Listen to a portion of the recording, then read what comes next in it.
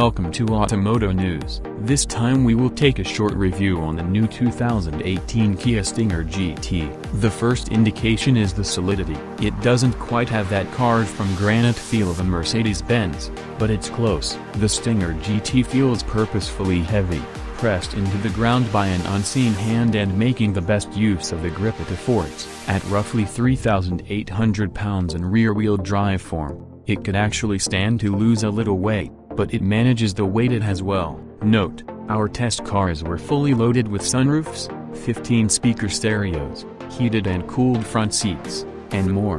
The adjustable dampers standard on the GT model, used exclusively in their sports setting, do a commendable job of controlling body motions and allowing the car to lean on its outside tires rather than flop onto them. Another note, our test cars were equipped with slightly stiffer European spec dampers, for track duty. I'd prefer a bit less roll before the weight is transferred, but I suspect I wouldn't mind it on the road. That transitional stability is what really sells the Stinger GT's handling credentials. Larger and heavier than most cars Kia benchmark, such as the 3 Series, A, 4, and C Class, the Stinger GT is incredibly neutral on track. Weight transfers smoothly while mid-corner bumps are absorbed skillfully and without upsetting the chassis. The handling limit default behavior is, predictably for a street car, mild to moderate understeer, provoked by trying to carry too much speed into a corner far more often than trying to exit too quickly. The steering itself, though not the greatest electric power steering on the market, is very good and the best Kia's ever produced. The rack-mounted motor never lets the steering get too heavy, as many automakers tend to do when attempting to convey a sporty feeling, nor does it confiscate feedback from the road. Information from the front tires is muted, but it's there, and it tells you what's coming with enough detail to respond quickly.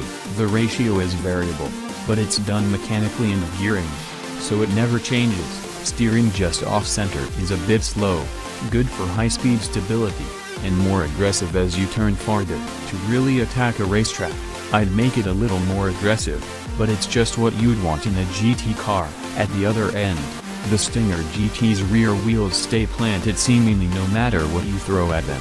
A sharp crest could cause the rear to get light, and when it was located in a turn the rear would make small lateral movements as if it might come loose, but it never did. Trail braking, a heavy right foot, and the vagaries of the green hell couldn't get it to come loose. Some credit goes to the suspension geometry but also to the mechanical limited slip differential. An electronically controlled model is under development but wasn't ready in time. From prior reporting, we know that when it does step out, the result is linear and easily controlled oversteer, which is good for drifting. That's by design, intended to make the car predictable and manageable at the limit. The engine, a reworked version of Kia's existing 3.3-liter V6, is otherwise strong. When the boost is on, the Stinger GT is appropriately quick for its size and pretensions, hitting 60 miles per hour in a claimed 4.9 seconds. It even makes a surprisingly pleasing growl in the cabin, no easy feat for a V6, much less a turbocharged one.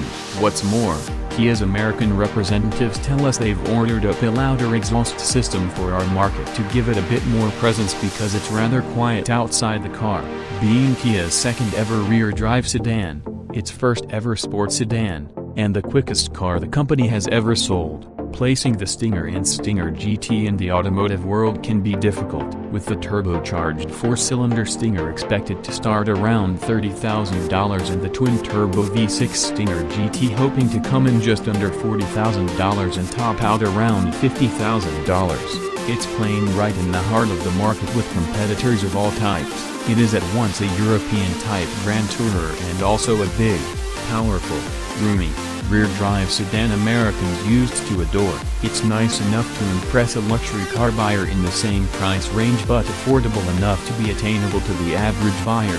It's sporty enough to make the established luxury sports sedan builders take notice and comfortable and stylish enough to get mid-size sedan buyers to upgrade. However Kia decides to pitch it and wherever the market chooses to place it, the Stinger GT is already a success. Kia has proved it can step outside of its comfort zone and build unfamiliar cars as well as its stalwarts. Moreover, Kia has proved it can build a sports car good enough to take on the world. On its first try, no less. Regardless of its place in history, the Stinger GT is simply a great sports sedan, and that's something we can always get behind.